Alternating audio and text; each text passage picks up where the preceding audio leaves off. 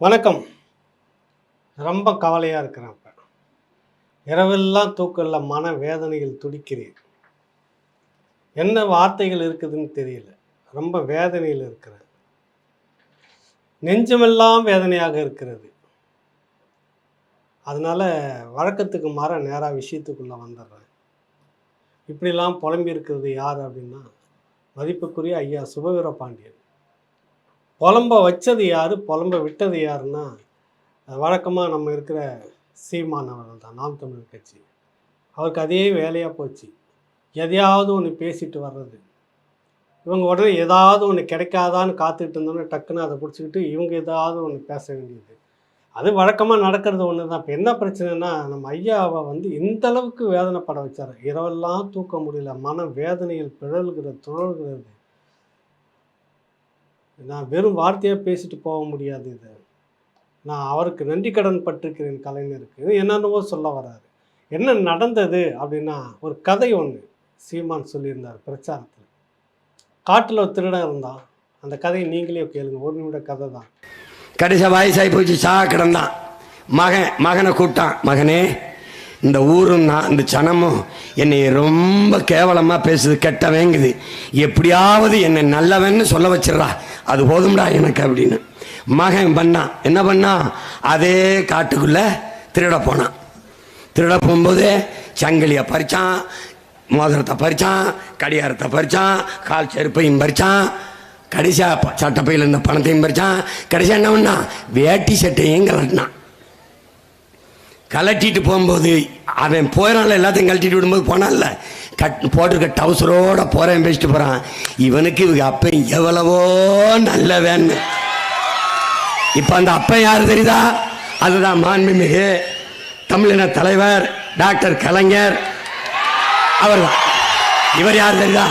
திராவிட மாடலின் திருவாளர் ஸ்டாலின். இப்போ இந்த கதையில என்ன நடந்ததுன்னு ஒரு யதார்த்தத்தை சொல்றாரு அவருடைய பார்வையில, மக்களுடைய சில பார்வையில எப்படி திமுக தரப்புக்கு ஒரு பார்வை இருக்குதோ, எதிர்த்தரப்புக்கு ஒரு பார்வை இருக்கும்.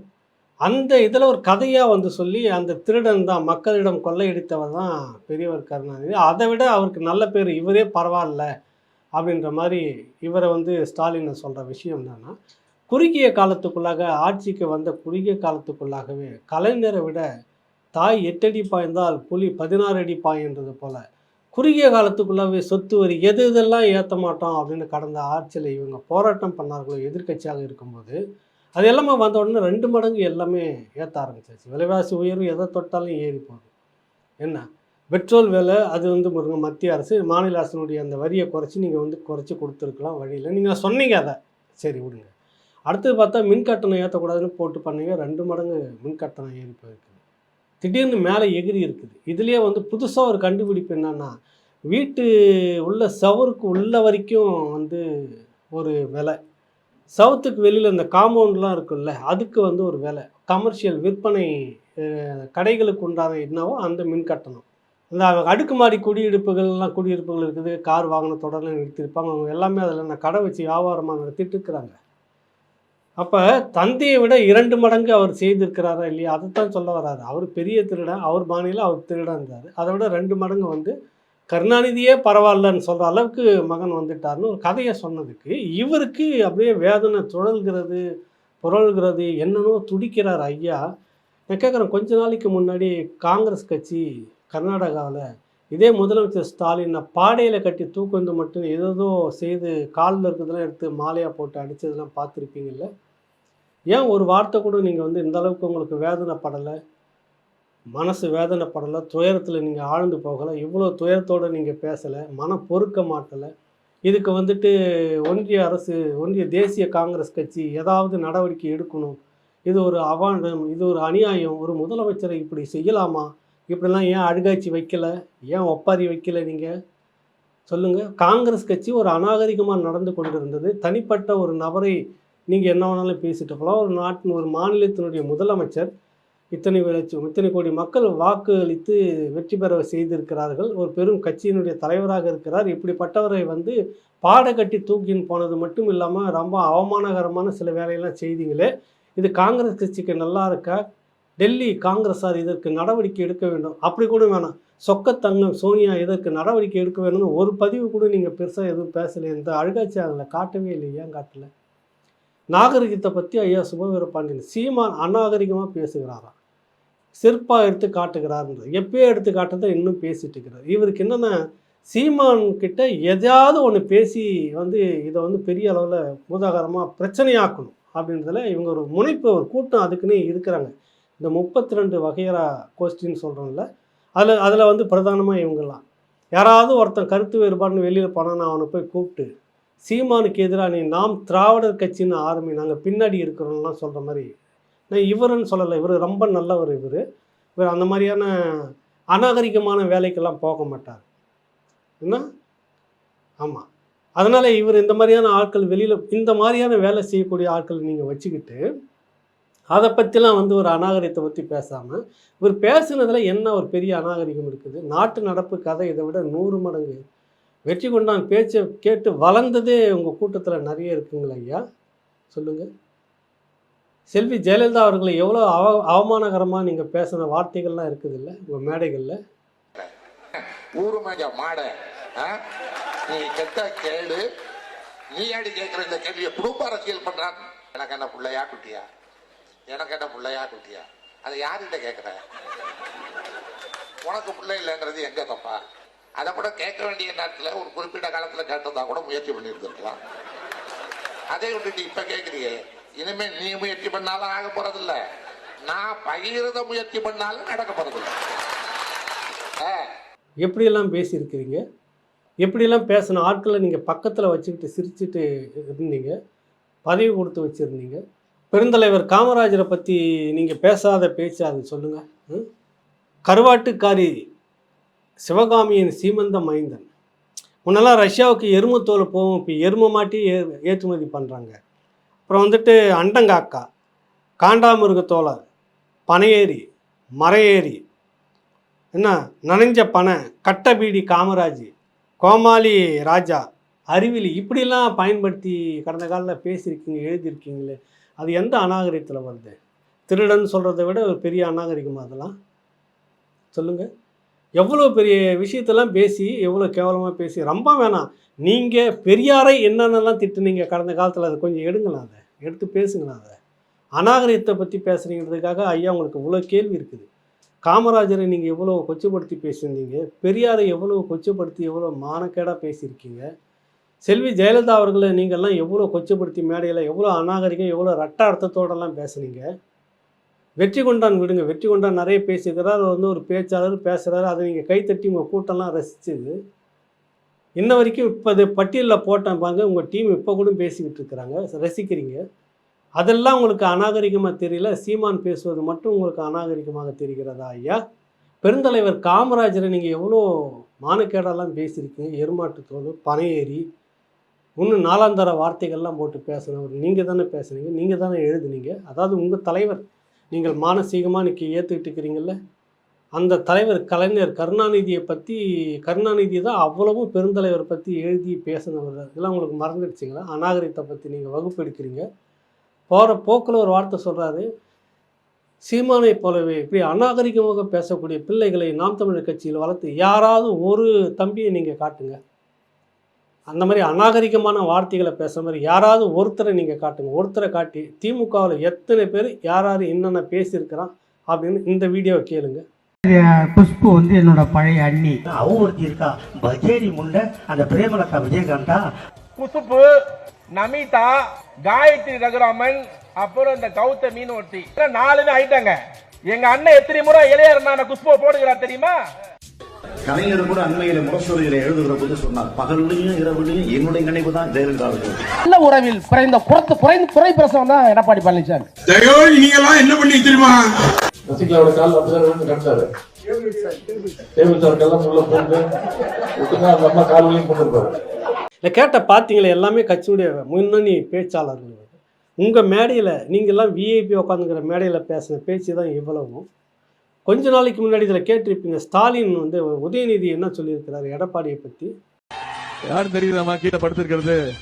அதாவது மோடியை பார்த்தா படுத்துருவாரு, அமித்ஷாவை பார்த்தா படுத்துருவாரு, சசிகலாமா பார்த்தா முட்டி போட்டுருவாரு காலை பிடிக்கிறதுக்கு. நீ தப்பா யோசனை, நான் பொறுப்பு கிடையாது. என்ன அர்த்தத்தில் பேசினாரு? எவ்வளோ கேவலமாக பேசியிருக்கிறாரு. நீ பேசிட்டீங்க.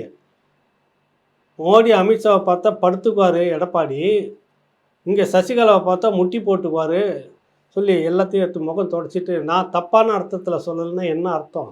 சுபவி ஐயா நீங்கள் தான் சொல்லணும் என்ன அர்த்தம். இந்த நாகரிகமாக பேசுகிற புள்ளியை வச்சுக்கிட்டு நீங்கள் இவ்வளோ அழுகாட்சி வேஷம் போடுறீங்க. நீங்கள் உங்கள் நோக்கம் இப்போ ஏதாவது பெருசாக சீமானுக்கு எதிராக ஏதாவது எல்லாம் பண்ணி முடிச்சிட்டிங்களே உங்கள் சகாக்கள்லாம் சேர்ந்து, எல்லாம் சேர்ந்து சின்னத்தை முடக்கிறதுல இருந்துட்டு சின்னத்தை இங்கே எடுத்துக்கிட்டு வந்து பங்கு பிரிக்கிறதுலேருந்து எல்லா வேலையும் செய்துட்டீங்க. நீங்கள் பங்கு எடுத்துக்கல, உங்கள் கூட இருந்தவங்க. இது ஒரு அநாகரிகமான வேலை. அரசியலில் நாகரிகம் இல்லாமல் இப்படியெல்லாம் சரி செய்து செய்யக்கூடாது, பேசக்கூடாது. இப்படி சின்னங்களை வந்து எடுத்துக்கிட்டீங்க, பங்கு போட்டுன்னு வரக்கூடாது திராவிடர்கள் இப்படின்னு ஒரு வார்த்தை கூட நீங்கள் பேசவே இல்லையே. இதற்கெல்லாம் வந்து பதில் சொல்லலாமா அப்படின்னு நிறைய பேர் வந்து சொல்லிட்டு இருந்தாங்க. ஆனாலும் எனக்கு மனம் தாங்கலைன்னு கொதிக்கிறீங்கல்ல. இப்படியான ஒரு எந்த அநீதிக்கு நீங்கள் பெருசாக வந்து குரல் கொடுத்துருக்கீங்க? ஓடி பதுங்கிட்டீங்கல்ல. இப்போ இதுக்கு மட்டும் வந்திருக்கீங்க. நோக்கம் சீமான் பேச்சை ஏதாவது பூதாகாரமாக கிளப்பி இந்த தேர்தல் ஆணையம் திமுக வழக்கு போடுகிறதா இல்லை, இதெல்லாம் இவரே கருணாநிதி அவர்கள் சொல்லுவார். அதாவது நீங்கள் வந்து அவனை வந்து இப்படிலாம் பேசிட்டா நீங்கள் வந்து உணர்ச்சி வசப்பட்டு எதுவும் பண்ணிடாதீங்க அப்படின்னாக்கா பண்ணுங்கன்னு அர்த்தம். இப்போ இதில் வந்துட்டு தேர்தல் ஆணையத்தில் திமுக போய் புகார் கொடுங்க. அது சொல்கிறாரு அமித்ஷாவும் 2014 ஆண்டில் அமித்ஷாவும் அசாம் கானும் வந்துட்டு பேசுவதற்கு தடை, அநாகரிகமாக பேசினாங்க. தேர்தல் ஆணையம் 324 சட்டப்பிரிவு என்ன சொல்கிறது என்றால், அநாகரிகமாக தனிநபர் அநாகரிகமாக பேசக்கூடாது, இப்போ மத ரீதியாக சர்ச்சையை கிளப்பக்கூடாது, சாதி ரீதியான விஷயங்களை பேசக்கூடாது, இப்படிலாம் சொல்லி பேசி இதுக்கெல்லாம் சட்டத்திட்டம் இருக்குது. இப்படி எதனா மீறி பேசினாங்கனாக்கா அவங்க தடை செய்யப்படும்னு சொல்லியிருக்குது. அந்த பிரிவின் அடிப்படையில் வழக்கு இப்படிலாம் பேசுகிறாரு. அதாவது இதெல்லாம் செய்யணுமா சீமானுக்கு எதிராக? இப்போ இதெல்லாம் தாண்டி இந்த ஒலி வாங்கி சின்னத்தை எடுத்துகிட்டு மக்கள் மத்தியிட்ட போயிட்டு இருக்கிறார்ல. இப்போவும் க்ரௌடு அதிகமாக இருக்குது. பார்க்குற இடத்துலலாம் காசு கொடுக்காமே கூட்டிகிட்டு இருக்கிறாங்க. போய் ஒலி வாங்கி பற்றி ஊரெல்லாம் பேசுகிறாங்க. இதையும் முடக்கணும் அப்படின்ற ஒரு எண்ணம் உங்களுக்குள்ளே இருக்குது இல்லை? இல்லைனாக்கா உங்கள் முதலமைச்சர் ஸ்டாலின் நீங்கள் இவ்வளோ அழுகாட்சியாக இருக்கிறீங்க, உங்களுக்கு இவ்வளோ பாசம் வச்சுக்கிட்டு இருக்கிறீங்க, நன்றி கடன் இவ்வளோ பட்டிருக்கீங்க. நீங்கள் இந்த முதலமைச்சரை வந்து பாட கட்டி கண்டதாலையும் அடித்து ஊர்வலம் கொண்டுட்டு போனப்போ ஒரு கண்டன ஆர்ப்பாட்டத்தை கூட நீங்கள் பண்ணவே இல்லை. குறைஞ்சபட்சம் சோனியா சொக்கத்தங்க சோனியா கோரிக்கை வச்சு இப்படிலாம் செய்கிறாங்க அம்மா, கொஞ்சம் குறைச்சி செய்ய சொல்லுங்கன்னு கூட சொல்லலை. காங்கிரஸையும் திமுகவையும் பிரிக்க பார்க்கிறார்கள். இதையெல்லாம் பேசி ஒன்றாக இருப்பது தமிழ்நாட்டின் முதலமைச்சர் கேவலப்படுத்தியிருக்கான். பக்கத்தில் இருக்கிறவன் அவனை எதை கழட்டி அடிக்கணும் அப்படின்னு கூட ஒரு வார்த்தை உங்களுக்கு கேட்க தோணலை, கோபம் வரல. நீங்கள் இந்த சிஎம் இந்த விஷயத்துக்காக இப்படி பேசுகிறலாம் நினைக்காதீங்க. பொதுவாகவே தமிழ்நாட்டினுடைய ஒரு முதலமைச்சர் இப்படி பேசுகிறப்ப மானமுள்ள, நீங்கள் சொல்கிறீங்கல்ல, மானமுள்ள ஒரு தமிழ் மண்ணில் இருக்கிற ஒருத்தரும் கோபம் வருமா வராதா? நமக்குள்ளே 1000 விமர்சனங்கள் பேசுறது போகிறது வரக்கட்டும், அந்நிய மண்ணில் இருக்கிற ஒருத்தர் வந்து கொச்சப்படுத்துகிறான், கேவலப்படுத்துகிறான்றப்ப எப்படி எத்தனை பேர் நீங்கள் கிளம்பி வந்தீங்க வெளியில்? எத்தனை பேர் போராடினீங்க? எத்தனை பேர் இதுக்காக கூக்குரல் விட்டீங்க? அநாகரிகத்தை பற்றி நீங்கள் பேசுகிறீங்க. இல்லை ஒன்று பெருசாக போகும்போது அப்படி சொல்லுவார், கருணாநிதி அவர்களின், கலைஞர் அவர்களின் கொள்கை மீது, சித்தாந்தத்தின் மீது. அதை கேட்டோன்னே இருக்கு எனக்கு அப்படியே குபீர்னு சிரிப்பு வந்துடுச்சு. கொள்கை சித்தாந்தமா எங்கே இருக்குது உங்ககிட்ட? இது எங்கேயாவது ஒரு விஷயத்தில் உங்கள் கொள்கை இருக்குதுன்னு சொல்லுங்கள். என்ன உங்கள் கொள்கை? திராவிட நாடு தனிநாடு கொள்கையை சொல்கிறீங்களா? ஆரிய எதிர்ப்பை சொல்கிறீங்களா? ஆர்எஸ்எஸ் வந்து ஒரு சமூக சேவா அமைப்பு தான் அப்படின்ற அந்த கொள்கை சித்தாந்தத்தை சொல்கிறீங்களா? எதை சொல்கிறீங்க நீங்கள்? எங்கே இருக்குது உங்ககிட்ட கொள்கை? எப்போவாவது டெல்லியில் நீங்கள் கொள்கையை பேசி, உரிமையை பேசி ஏதாவது ஒன்று மீட்டுக்கிட்டு வந்தீங்கன்னா அதுவும் கிடையாது. கொள்கை சித்தாந்தம் அவருடைய அரசியல் செயல்பாடுகள் மீது விமர்சனம் செய்து கொண்டிருந்தாலும், அது செய்திருந்தாலும் அதை பற்றியெல்லாம் கூட இல்லை. ஆனால் அவரை கொச்சைப்படுத்தி இப்படியெல்லாம் பேசுவது, தனிநபர் தாக்குதலை, கேவலமாக திருடன். அவர் எவ்வளவோ செய்தார் தெரியுமா? எவ்வளவு செய்தார் சொல்லுங்கள்? எவ்வளவு செய்தார் அதை சொல்லுங்கள், என்னன்னு தெளிவாக சொல்லுங்கள். டாஸ்மார்க்கை விட ஒரு பெரிய கேடு இந்த உலகத்துக்கு இருக்குதா, இந்த மண்ணுக்கு இருக்குதா? அதை கொண்டு வந்துட்டு கடந்த ஆட்சியில் எடுக்குதுன்னு சொன்னீங்க, இன்ன வரைக்கும் எடுக்கலை. அதை பற்றி நீங்கள் பேசலை. அந்த சித்தாந்த கொள்கை இதெல்லாம் பேசலை. உங்கள் கொள்கை நோக்கம் என்ன? எதுவுமே இல்லை. இதுக்கெல்லாம் விட்டுட்டார். அவர் எவ்வளவோ நல்லது என்ன செய்திருக்கிறார். நாட்டு நடப்பு எல்லா மாநிலத்தில் என்ன நடந்திருக்கோ அதுதான் இங்கே நடந்துக்கிட்டு இருக்குது. இவ்வளவுக்கும் மீறி, இவ்வளவு கொள்ள சுருட்டலுக்கும் மீறி தமிழ்நாடு இவ்வளோ வளர்ந்துருக்குன்னா இந்த தடையே இல்லாமல், இந்த திராவிட சுரண்டல் இல்லாமல் தான் இன்னும் தமிழ்நாடு எவ்வளோ நல்லா இருந்திருக்கு. அதை நினச்சி பாருங்கள் கொஞ்சம். இவ்வளவு செய்தும் இந்த குடும்பம் இவ்வளோ சொத்து ஏறி இருக்கு, எப்படி வந்தது அப்படின்னு ஒரு வார்த்தை கேட்டிங்களா? ஏன் அந்த திமுகனுடைய சாமானிய தொண்டனுக்கு வரல அந்த சொத்து அப்படின்னு என்னைக்காவது நீங்கள் எழுதியிருக்கீங்களா? இந்த குறிப்பிட்ட அந்த குடும்பத்துக்கு மட்டுமே. சீமான் இந்த வீட்டில் தங்கியிருக்கிறார், இவர் எப்படி வாடகை கொடுக்கிறார், அவர் எப்படி இதை செய்கிறார், இங்கே எப்படி வந்துச்சு, நாம் தமிழரில் சில பேர் இப்படி, இவங்களுக்கு எப்படி, இதெல்லாம் கேட்குறீங்கல்ல. உங்கள் கட்சியினுடைய அந்த தலைமை வரைக்கும் எப்படி வந்தது பணம்? குடும்பத்துக்கு மட்டும் அப்படியே ஏறிக்கிட்டே போகுது. எப்படி ஏறிக்கிட்டு போகுது சொத்து? அதை என்னைக்காவது நீங்கள் பேசியிருக்கீங்களா, எழுதியிருக்கீங்களா ஐயா? ஏன்னா இல்லை, நீங்கள் தான் நன்றி கடன் பட்டவர்னு சொல்லிட்டீங்களே. நன்றி கடன் பட்டுட்டேன் அப்படின்னு சொன்னோன்னு இப்போ எனக்கு ஒன்றும் இல்லை. நாளைக்கே நான் வந்து சில விஷயங்கள் அங்கே எதிராக போகுதுன்னா சீமானை முதல்ல எழுதிட்டு வெளியே வர்றது நான் தான். விலகிக்கிறேன் அப்படின்னு சொல்லுவேன்.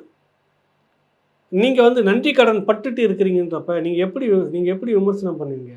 உங்கள் நோக்கம் இதில் வந்து நீங்கள் போட்டிருக்கிற வீடியோவில் பார்த்தீங்கன்னா அழுகாட்சியாகவே வருது. விட்டா 4 பேரை கூட்டிகிட்டு ஒப்பாரி வச்சு அழுது முடிச்சிருங்க போல இருக்கா. அவ்வளோ தாங்குறீங்க நீங்கள் கலைஞரை. எவ்வளோ மானரோசம் இருக்கிறப்ப இந்த கர்நாடகக்காரன் இவ்வளோ மானக்கேடாக பண்ணப்போ ஒரு போராட்டத்தை நீங்கள் நடத்தலைங்களே. அதுதான் எனக்கு திரும்ப எனக்கு இப்போ அழுகாட்சியாக வருது. நைட்டெல்லாம் தூக்கம் வரல. என்னடா மனுஷன் இவ்வளோ பாசம் வச்சுருக்கிறாரு, இந்த கர்நாடகக்காரன் இவ்வளோ கேவலப்படுத்திக்கிட்டு இருக்கிறான். ஒரு வார்த்தை கூட இவர் போராட்டம் பண்ணவே இல்லை, வந்து குதிக்கவே இல்லை, பெரிய அளவில் இந்த மாதிரிலாம் அழுகாட்சி எதுவும் போடவே இல்லை அப்படின்னு எனக்கு நைட்டெலாம் எனக்கு தூக்கம் இல்லை ஐயா. சொல்லுங்கள், உங்கள் நோக்கம், இந்த பதிவினுடைய நோக்கம் என்னன்னா, சுற்றி வளைச்சி பார்த்தீங்கன்னா அந்த சட்டப்பிரிவுலாம் நீங்கள் சொல்லி தேர்தல் ஆணையம் இவரை வந்து முடக்கணும், பிரச்சாரம் பண்ணுறதை தடை விதிக்கணும். மன்னிப்பு கேட்டார்னாக்கா அது இல்லை அப்படின்றது நீங்கள் சொல்கிறீங்க. இல்லைன்னா இது வந்து வேறு மாதிரி போகும், அப்புறம் கொந்தளிக்கும், அது பண்ணும். இது வழக்கம் போல் கருணாநிதி அவர்கள் மேடையில் பேசும்போது பேசி அப்படி உசு பேத்துவார்ல, அந்த மாதிரி நீங்கள் சொல்கிறீங்க. நீங்கள் எத்தனை பேரை எவ்வளவு பேசியிருக்கீங்க, இந்த வீடியோவில் போட்டிருக்கிற அதெல்லாம் குறுக்கால பாருங்கள். இதுக்கு ஏதாவது ஒரு அநாகரிகம் எப்போயாவது நீங்கள் பேசியிருக்கிறீங்களா? குஷ்புவை எவ்வளோ கேவலப்படுத்தி பேசினப்ப அதுக்கு ஏதாவது நடந்திருக்குதா சொல்லுங்கள்.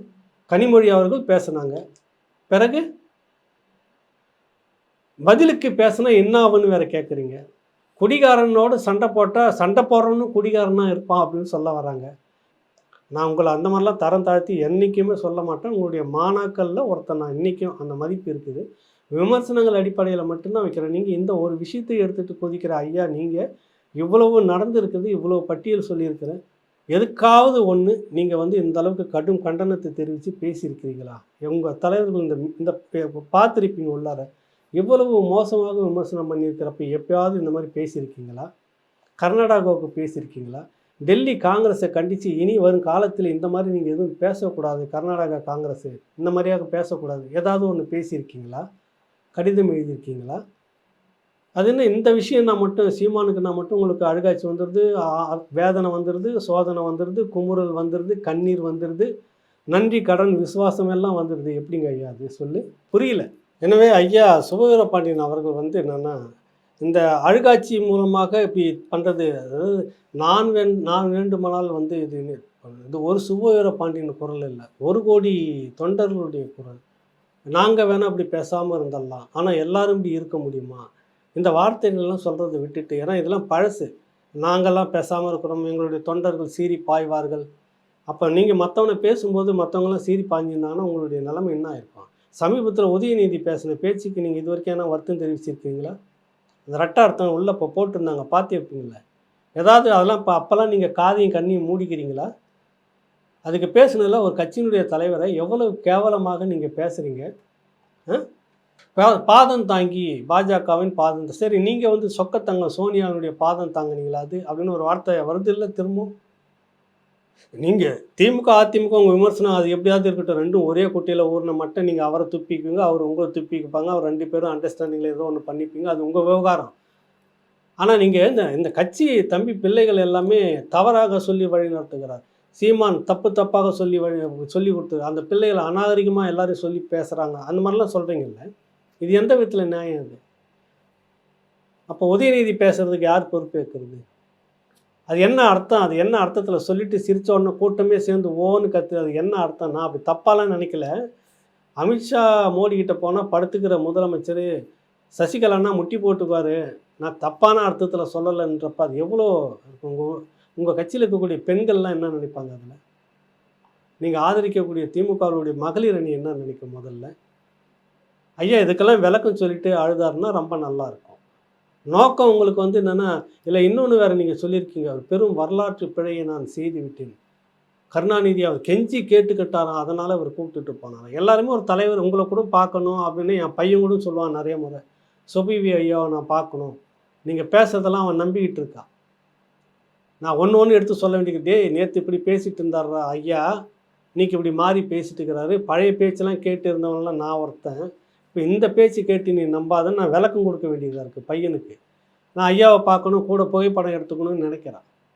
இப்போ அந்த மாதிரி பார்க்க வர்றப்ப நான் பெரிய வரலாற்று தப்பை செய்துட்டு அதை 100 முறை சொல்லி காட்டிட்டு இருக்கேன். சரி, சீமான் கலைஞரை சந்தித்தார், என்ன கட்சியை உடச்சிக்கிட்டு வந்துட்டாரா, இல்லை சொத்தில் பாதி சுட்டிக்கிட்டு வந்துட்டாரா, அதுக்காக கட்சிக்காரெல்லாம் சொன்னார்களாம் வந்து இப்போவும் என்னை கேட்குறார்கள், வேதனைப்படுகிறேன் நான். ஏன் சீமான் அறிமுகப்படுத்தினீர்கள் என்று. இப்போ அறிமுகப்படுத்தினாலும் என்ன ஆயிடுச்சு? அவர் உங்கள் பேரை பயன்படுத்தி எங்கேயாவது கட்சியை வளர்த்து வந்தாரா? தூக்கி சிறையில் வச்சிங்க, 2 வருஷத்தில் 1.5 வருஷம் சிறையில், கட்சி தொடங்கின 2 வருஷத்துக்குள்ளே 1.5 வருஷத்துக்கு கிட்டத்தட்ட சிறையில் இருந்த ஒரே தலைவர் அவர் தான்.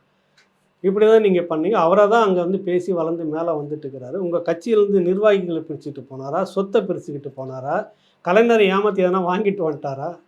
அதனால் அவர் அறிமுகப்படுத்தினதுக்காக நான் வேதனைப்படுகிறேன். என்ன பேச்சு இதெல்லாம் ஐயா, என்ன ஐயா, என்ன பேச்சு இது? ஏன் அப்படிலாம் அழுதிங்கன்னு எனக்கு தெரியல. மனதை தேர்ச்சிக்குங்க, நல்லபடியாக கம்பீரமாக மேலே வாங்க. என்ன உங்கள் தலைவர்கள் என்னென்ன பேசியிருக்கிறாங்கன்னு இந்த வீடியோக்குள்ளே திரும்ப போட்டுக்கிறேன் பாருங்கள். அது உங்களுக்கு கொஞ்சம் குஷியாக இருக்கும், உற்சாகத்தையும் கொடுக்கும். அப்படி கம்பீரமாக கொஞ்சம் மீசையை ஒன்றும் முறுக்கிக்கிட்டு வந்து நிற்பீங்க. சீமானுன்றவுடனே டக்குன்னு ஒரு முகம் தொய்வாயிடுது உங்களுக்கு, அது என்னன்னு தெரியல. சந்திப்போம் அடுத்த நிகழ்ச்சியில். நன்றி, வணக்கம் ஐயா.